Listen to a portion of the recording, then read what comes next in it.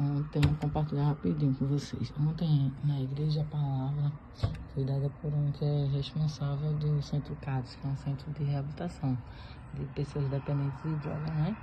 E aí, antes dele dar a palavra, deram 4 testemunhas.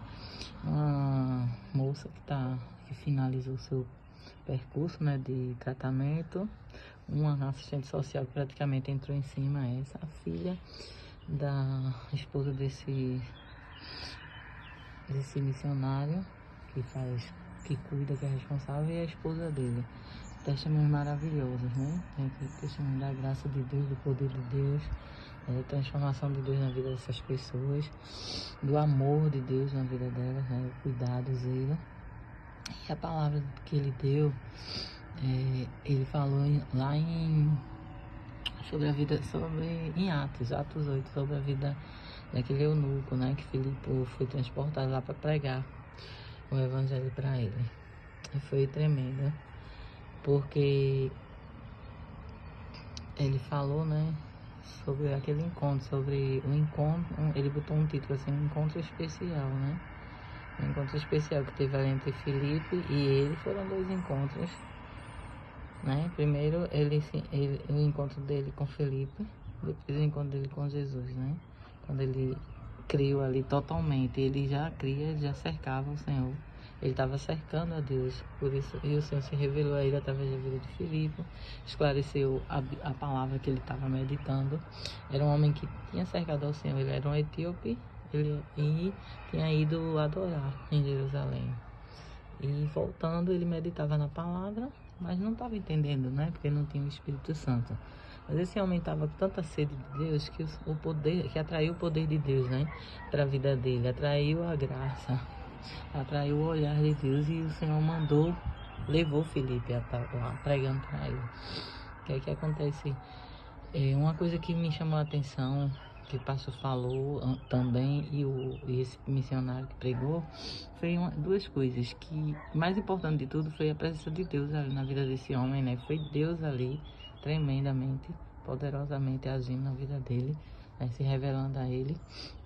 E para uma pessoa que tinha tudo por conta dos testemunhos que houveram antes, a gente pode dizer assim, algumas pessoas que deram testemunho, uma das pessoas, ela fala assim que tinha muita mágoa do Senhor, porque o Senhor permitiu que ela entrasse nas drogas.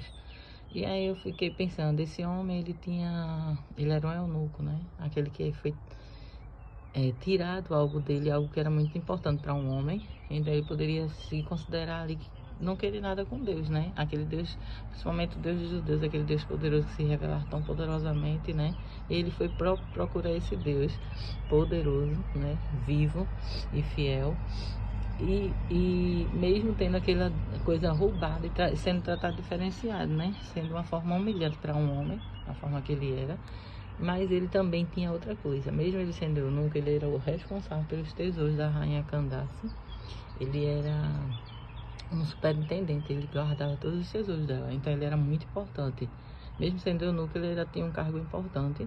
E ele poderia ter 2 coisas: ou ter raiva, ter mágoa, né? Não querer nada com Deus por conta do que lhe foi roubado, ou ele ser muito orgulhoso, ter soberba e não querer nada também com Deus por isso, como muitos de nós, né? Muitos de nós somos assim, ou temos mágoa do Senhor, ou somos soberbos a achar que não precisamos de Deus. E olha esse homem, né? Com essas 2 características fortes na sua vida, com essas 2 experiências fortes, ele estava cercando ao Senhor.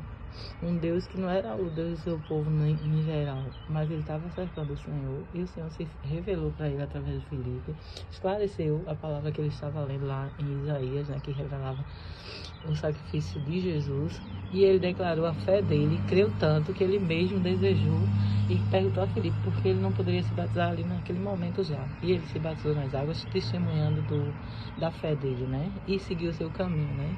Glória a Deus, glória a Jesus. Isso só Deus pode fazer, né? Quebrar um coração de homem, botar no coração do homem, porque quando a gente cerca a Deus, eu creio que já é o próprio Deus trabalhando no nosso coração.